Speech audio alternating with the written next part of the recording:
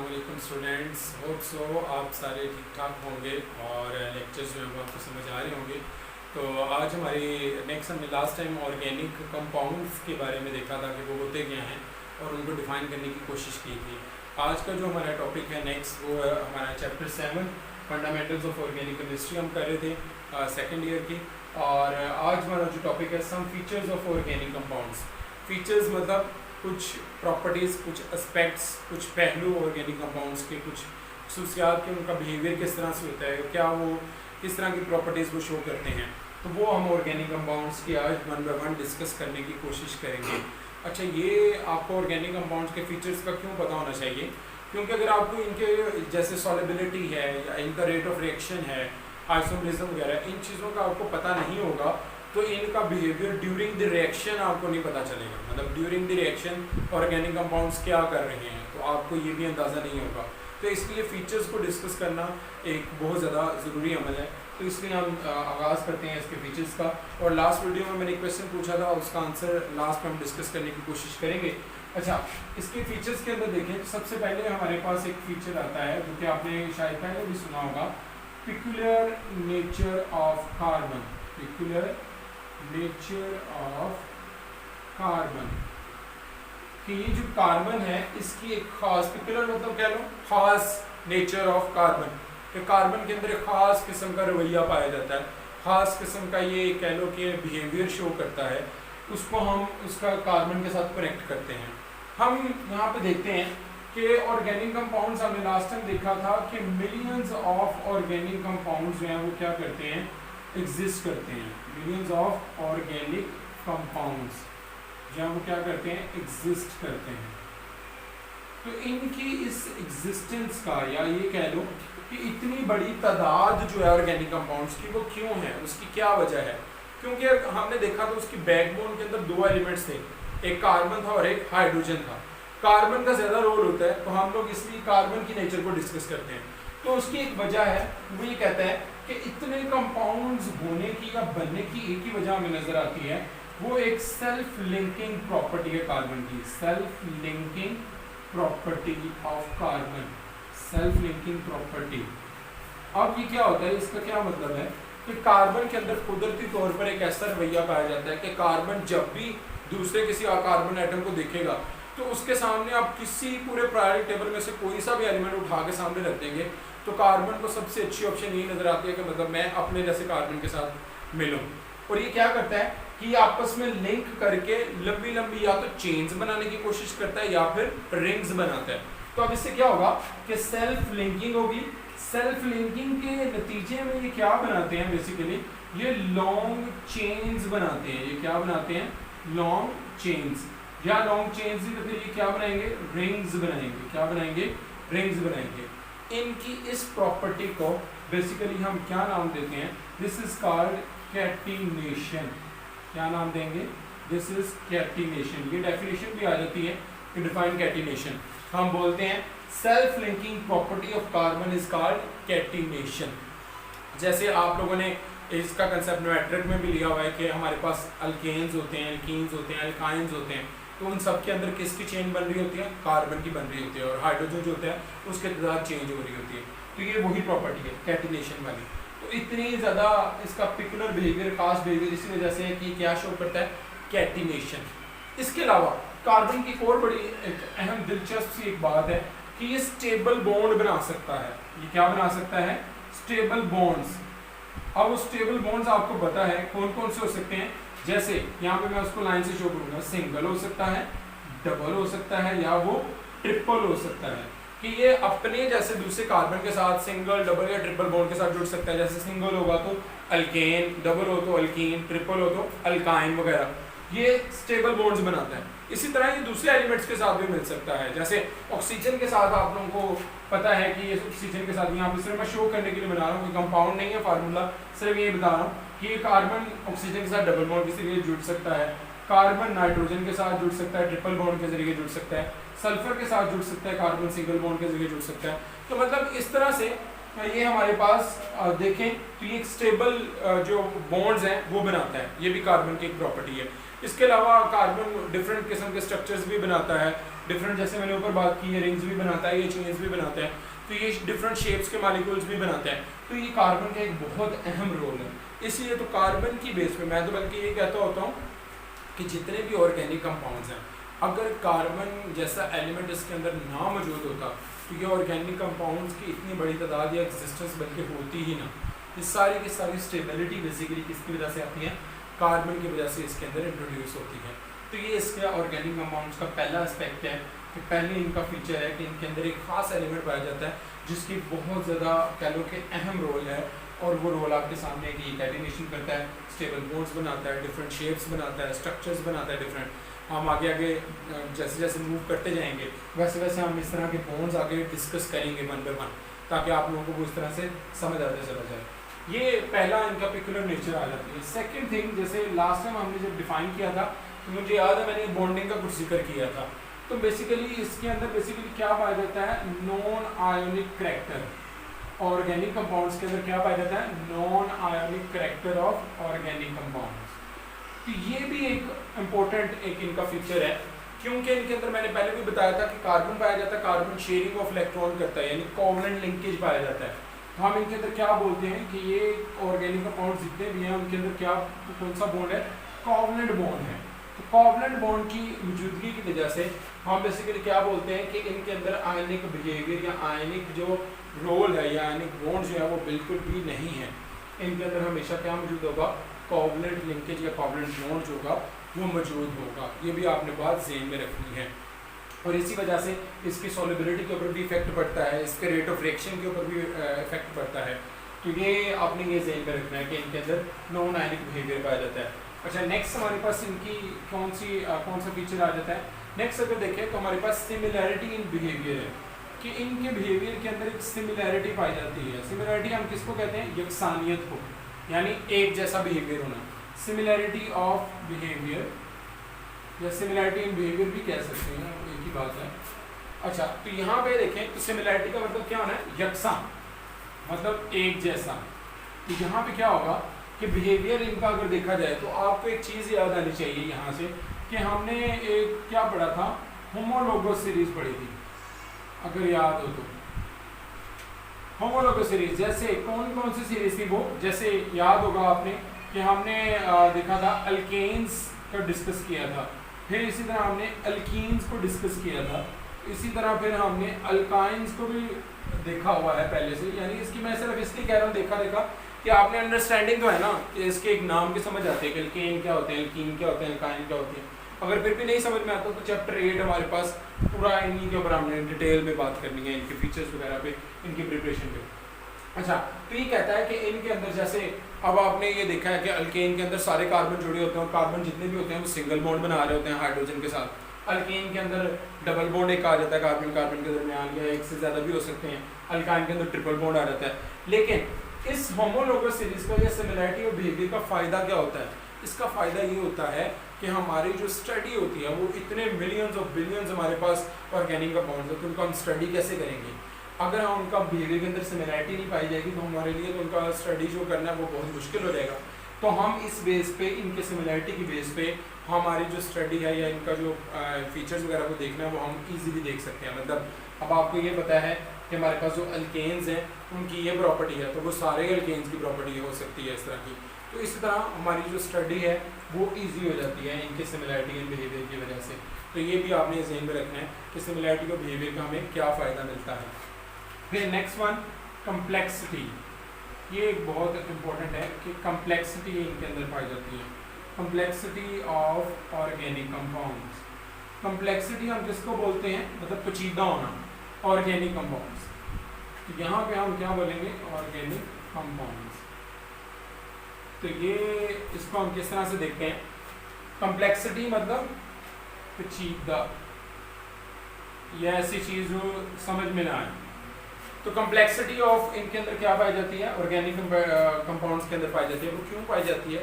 क्योंकि मैंने पहले बताया कि इनके अंदर एक कैटिनेशन वाली प्रॉपर्टी है। तो लॉन्ग चेन बनाएंगे, बड़े बड़े रिंग बनाएंगे तो इनका मैस भी ज़्यादा होगा, इनके अंदर नंबर ऑफ एटम्स भी ज़्यादा होंगे। तो इसलिए वो ज़्यादा होने की वजह से इनके अंदर एक कम्प्लेक्सिटी पाई जाती है। जैसे यहाँ पे एक एग्जांपल देता है, तो हम स्टार्च का ही फार्मूला देख लेते हैं। हमारे पास यहाँ पे उसने एक एग्जांपल दी है, स्टार्च की बात कर रहे हैं, तो स्टार्च C6H10O5 है और यहाँ पे होल की जो बेस है वो n है। अब ये जो हमारे पास यहाँ पे n है, ये अब n काफ़ी ज़्यादा हो सकता है, थाउजेंड्स में हो सकता है, मिलियंस में हो सकता है। तो मतलब ये जो सीक्वेंस है, ये जो ग्रुप है, ये रिपीट होता जाएगा बार बार।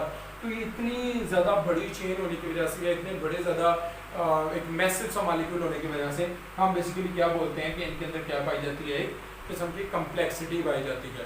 तो वो कम्प्लेक्सिटी इनकी क्यों है? क्योंकि इनके अंदर नंबर ऑफ चेन्स या नंबर ऑफ रिंग्स जो है कार्बन की सेल्फ लिंकिंग प्रॉपर्टी की वजह से वो बहुत ज़्यादा होते हैं। अच्छा, इसके बाद हमारे पास नेक्स्ट प्रॉपर्टी इनकी क्या, इनका फीचर कहता है आइसोमेरिज्म।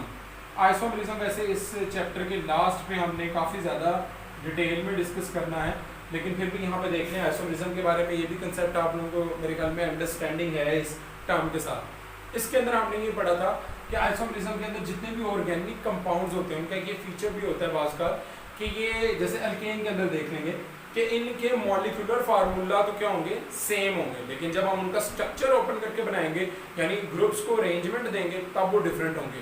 तो हम यहाँ पे उस फिनोमेना को हमने आइसोमेरिज्म का नाम दिया था कि हमने यहाँ पे क्या बोलेंगे कि मॉलिक्यूलर जो इनका फार्मूला है वो क्या होगा, बेसिकली वो सेम होगा, लेकिन स्ट्रक्चरल फार्मूला इनका क्या होगा, वो डिफरेंट होगा। स्ट्रक्चरल फार्मूला क्या होगा, वो डिफरेंट होगा। तो इस अमल को हम बेसिकली क्या नाम देते हैं कि हम नाम देते हैं आइसोमेरिज्म का। अच्छा, मैं यहाँ पे इनकी ज़्यादा एग्जांपल्स वगैरह डिस्कस नहीं कर रहा क्योंकि ये टॉपिक हमने सारा डिटेल में इसके लास्ट चैप्टर में हम डिस्कस करना है, तो वहाँ पे हम इसके देखेंगे एग्जांपल्स वगैरह कि वो क्या होती हैं। तो ये आपने बस इसके ये ज़हन में रखना है कि ऑर्गेनिक कंपाउंड्स के मॉलिक्यूलर फार्मूला सेम हो सकते हैं लेकिन उनके स्ट्रक्चर फार्मूला वो बाज़ का डिफरेंट हो जाते हैं, और इस अमल को हम क्या नाम देते हैं, आइसोमेरिज्म का नाम देते हैं। ये भी एक इम्पोर्टेंट फीचर है जो आपने ज़हन में रखना है। अच्छा, नेक्स्ट हम मूव करते हैं कि हमारे पास नेक्स्ट कौन सा इसका फीचर आता है। तो नेक्स्ट फीचर के अगर हम देखें तो वो एक बहुत इंपॉर्टेंट फीचर है। वो हमें किस तरह से क्या बताता है उसके अंदर, इस फीचर के अंदर वो इस फीचर के अंदर हमें ये बताता है rate of reaction of organic compound. ये एक बहुत इंपॉर्टेंट, ये भी एक चीज़ है कि रेट ऑफ रिएक्शन जो है, क्योंकि अगर आपको इसका अंदाज़ा नहीं होगा तो इसका मतलब है कि आप जो आगे जाके हम पढ़ेंगे ऑर्गेनिक केमिस्ट्री के बाकी रिएक्शंस वगैरह, उसमें हम सही तरह से उनको डील नहीं कर पाएंगे। तो rate of organic reactions, organic reactions, rate हम किसको कहते हैं, स्पीड को कहते हैं। मतलब विद पैसेज ऑफ टाइम या वक्त के लिहाज से कितने रिएक्टेंट्स बदल रहे हैं प्रोडक्ट के अंदर, वो हमारा रेट है। ऑर्गेनिक रिएक्शंस के अंदर अगर हम देखें तो नॉर्मली इनका जो रेट ऑफ रिएक्शन है वो स्लो होता है। रेट क्या होता है, स्लो। उसकी वजह क्या है, रीजन क्या है स्लो होने की, इनकी मॉलिक्यूलर नेचर। मॉलिक्यूलर नेचर का मतलब क्या होता है, अब ये छोटी सी तो बेसिक कंसेप्ट है। आपको पता है जब एक एटम अकेला होगा तो वो क्या होगा, अनस्टेबल, लेकिन जब इस तरह से दो एटम आपस में मिलते हैं तो वो क्या बनते हैं, मॉलिक्यूल जैसे बन जाते हैं। ये दो एलिमेंट्स मिलते हैं, मॉलिक्यूल बन जाता है। तो मॉलिक्यूल बनने के बाद उनके अंदर क्या आ जाती है, स्टेबिलिटी आ जाती है। तो सेम केस यहाँ पे कि ये नॉर्मली हमेशा किस फॉर्म में एग्जिस्ट करते हैं, मॉलिक्यूलर स्टेट में एग्जिस्ट करते हैं। तो मॉलिक्यूलर स्टेट में होने की वजह से इनके अंदर एक स्टेबिलिटी पाई जाती है। उस स्टेबिलिटी की वजह से ये इतने ज़्यादा रिएक्टिव नहीं होते। रिएक्टिव ना होने की वजह से इनका जो रिएक्शन का रेट होगा वो स्लो होगा, ये जल्दी रिएक्ट नहीं करेंगे। इसलिए तो यहाँ पे भी अल्केन के बारे में, अल्कीन का अल्कान का भी हमने किया था कंपैरिजन। याद हो तो अल्केन को जैसे कहते हैं कि सिंगल बॉन्ड है, वो तोड़े नहीं जा सकते, कोवलेंट बॉन्ड है, स्ट्रॉन्ग बॉन्ड है। तो एक बॉन्डिंग की वजह से भी और मॉलिक्यूलर नेचर की वजह से भी, अच्छा मॉलिक्यूलर नेचर भी कह लें, साथ किसी हद तक हम इनकी कोवलेंट बॉन्डिंग का भी जिक्र कर देते हैं कि उसकी वजह से भी इनके अंदर जो एक क्या पाई जाती है, स्टेबिलिटी पाई जाती है, जिसकी वजह से ये जल्दी रिएक्ट नहीं करते और इसीलिए इनका रेट ऑफ रिएक्शन क्या होता है, स्लो होता है। लास्ट वेरी वेरी इंपॉर्टेंट, ये जिसको अक्सर बच्चे बहुत इजी सा मिलते हैं, सॉल्युबिलिटी। अच्छा ज़रा आप मुझे खुद बताएं कि ये सॉल्युबिलिटी अगर इसकी देखें तो क्या इसको पोलर कंपाउंड्स में सॉल्युबल होना चाहिए? बिल्कुल नहीं, क्योंकि शुरू में मैंने बताया कि इनके अंदर कौन सा बॉन्ड है, कोवलेंट बॉन्ड। अगरचे कोवलेंट बॉन्ड पोलर भी होता है और नॉन पोलर भी होता है, लेकिन क्योंकि कार्बन और हाइड्रोजन की इलेक्ट्रोनेगेटिविटी डिफरेंस इतना ज़्यादा नहीं होता, इसलिए इनके ऊपर चार्ज डेवलप नहीं होता। तो ये नेचर में ज़्यादातर क्या होते हैं, नॉन पोलर होते हैं। तो ये हमारे पास यहाँ पे मैं लिख लेता हूँ कि हमारे पास ऑर्गेनिक कंपाउंड्स जितने भी हैं, ऑर्गेनिक कंपाउंड्स, वो मोस्टली हमारे पास क्या होते हैं, नॉन पोलर। यहाँ पे हम क्या बोलेंगे, वो क्या होते हैं, नॉन पोलर। ये ज़हन में रखना है। तो नॉन पोलर होने की वजह से कभी भी वाटर के अंदर डिसॉल्व नहीं होंगे। वाटर क्या होता है नेचर में, पोलर होता है, क्योंकि उसमें हाइड्रोजन और ऑक्सीजन के अंदर इलेक्ट्रोनेगेटिविटी डिफरेंस एग्जिस्ट करता है। तो इसके नॉन पोलर होने की वजह से ये नॉन पोलर सॉल्वेंट्स के अंदर ही डिसॉल्व होंगे। जैसे ईथर हो सकता है, ईथर एक कलर ऐसा सॉल्वेंट होता है, ईथर के अंदर हो सकता है, पेट्रोलियम के अंदर हो सकता है। ये बेसिकली नॉन पोलर होते हैं नेचर में, तो ये इनके अंदर डिसॉल्व होगा, ये वाटर के अंदर सॉल्युबल नहीं होगा। होप सो ये सारे फीचर्स आप लोगों के क्लियर हो गए होंगे। अगर फिर भी किसी फीचर में कोई प्रॉब्लम आती है, कोई इशू आता है, तो मुझे कमेंट सेक्शन में लाजमी बताएं। अच्छा, इसके बाद एक छोटा सा एक और टॉपिक है जिसको उन्होंने एप्लीकेशंस के साथ जोड़ा है, एप्लीकेशंस ऑफ ऑर्गेनिक कंपाउंड्स।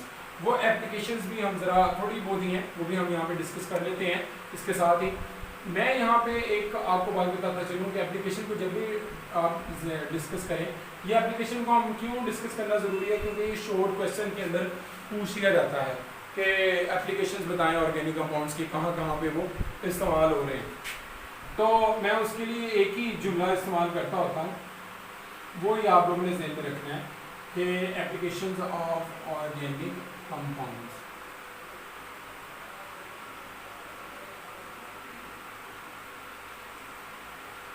अच्छा, यहाँ पे क्या होता है कि हमारे पास एप्लीकेशंस के अंदर मैं ये कहता होता हूँ कि वो जुमला मैं अभी बोलने लगा था कि we are living in a world of organic compounds, कि हम ऑर्गेनिक कंपाउंड्स की दुनिया में रह रहे हैं। अगर ऑर्गेनिक कंपाउंड्स ना हो तो ये दुनिया भी ना हो।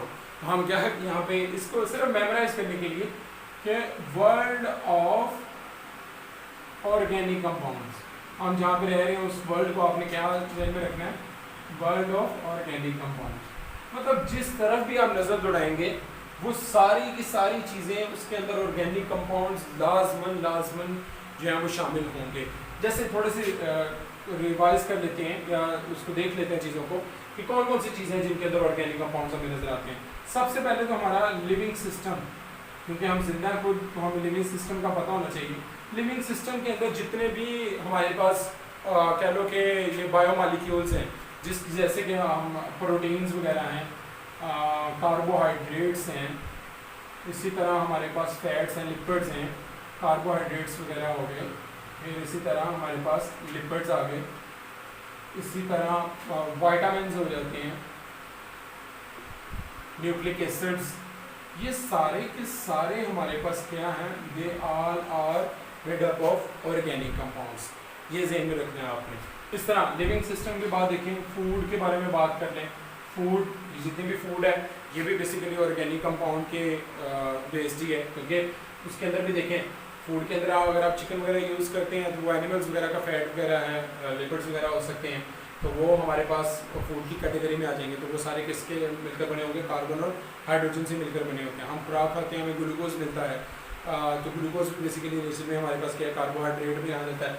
तो ये सारे के सारे नेचर में क्या होंगे, फूड हो सकती है। मेडिसन, वेरी इंपॉर्टेंट, मेडिसिन के अंदर अगर हम देखें तो ये भी हमारे पास क्या आएगा, सारे के सारे ऑर्गेनिक जो कंपाउंड्स हैं उसी से मिलकर बने होते हैं। इसके अलावा मेडिसिन हो जाती है, फूड हो जाते हैं, क्लोथ्स हो जाते हैं आप लोगों के, मतलब कपड़े वगैरह, ये भी हमारे पास एस्टर वगैरह होते हैं। इसी तरह प्लास्टिक वगैरह हम यूज़ करते हैं, प्लास्टिक्स जितनी भी हम यूज़ करते हैं इसके अंदर ऑर्गेनिक कंपाउंड्स हैं। फिर वार्निश वगैरह यूज़ करते हैं, ये फर्नीचर वगैरह के लिए या लकड़ी के लिए। ये पेंट्स वगैरह हम यूज़ करते हैं, पेंट्स, डाइज यूज़ करते हैं, ये सारे के सारे they all are made up of organic compounds. इसी तरह हमारे जितने कॉस्मेटिक्स हैं इनके अंदर बहुत ज़्यादा यूज़ नज़र आता है। कॉस्मेटिक्स को तो मैं ये बोलता होता हूँ अक्सर अपने स्टूडेंट्स को कि जब भी आप घर में कोई चीज़ लेके आएँ कॉस्मेटिक, मतलब आप जैसे फेस वॉश यूज़ करते हैं या हैंड सैनिटाइज़र वगैरह यूज़ करते हैं, उनके ऊपर उन्होंने कंपोजिशन लिखी होती है वो हर प्रोडक्ट के ऊपर। तो वो एक पढ़े लिखे लोगों के लिए है, तो आप लोग उसको देखा करें और उसको एनालाइज किया करें, बल्कि टीचर से जाके पूछा करें कि इसके ऊपर ये मैंने कंपाउंड लिखा हुआ पड़ा है, मैंने ये कंपाउंड लिखा हुआ पड़ा है, तो आपको उस लिहाज से अंदाज़ा होता है कि वो आपको बता सकें कि इसकी क्या अंडरस्टैंडिंग उसी वक्त डेवलप होती है, उसी वक्त चीज़ें समझ आती हैं जब आप उसको समझने की कोशिश करते हैं। तो ये थोड़ी बहुत इनके एप्लीकेशन हैं ऑर्गेनिक कंपाउंड्स के। तो इन दी एंड आई होप सो कि मुझे उम्मीद है कि सारे के सारे फीचर्स और ये एप्लीकेशंस आपको बखूबी समझ में आ गए होंगे। फिर भी कोई मसला हो तो मुझे लाजमी बताइए ताकि हम उसको रिकॉल कर सकें और उसको देख सकें। इन दी एंड वो जो हमने लास्ट टाइम एक सवाल छोड़ा था कि हमारे पास यूरिया के अंदर फंक्शनल ग्रुप कौन सा होता है, तो वो थोड़ा सा डिस्कस कर लेते हैं, बात फिर वो लंबी हो जाएगी कि क्या है। तो यहाँ पे देखें तो हमारे पास एक बाई फंक्शनल ये लगता है, नज़र आता है। जैसे कैसे है कि यहाँ पे इसको हम ड्रा करें तो ये हमारे पास क्या है, O है, ये हमारे पास NH2 है, यहाँ पे NH2 है। अच्छा अक्सर बच्चों से पूछा जाता है फ़ौरन इसको देख के क्या बोलते हैं, this is carbonyl functional group. लेकिन यहाँ पे इसकी वजह से कार्बन है, लेकिन एक चीज़ आपने याद रखनी है, कार्बन के साथ डबल बॉन्ड O लगा हो, इस कार्बन के साथ OH लग जाए तो वो कार्बोक्सिलिक एसिड बन जाते हैं।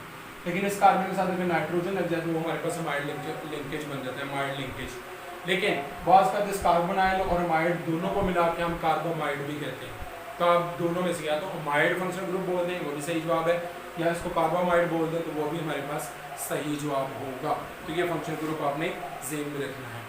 तो नेक्स्ट हमारे पास इसके कुछ सोर्सेज ऑर्गेनिक कंपाउंड्स के, वो नेक्स्ट वीडियो में आप लाजमी देखिएगा, और इस वीडियो को भी लाइक ज़रूर कीजिएगा, शेयर भी कीजिएगा और चैनल को सब्सक्राइब भी कीजिएगा। Thank you so much.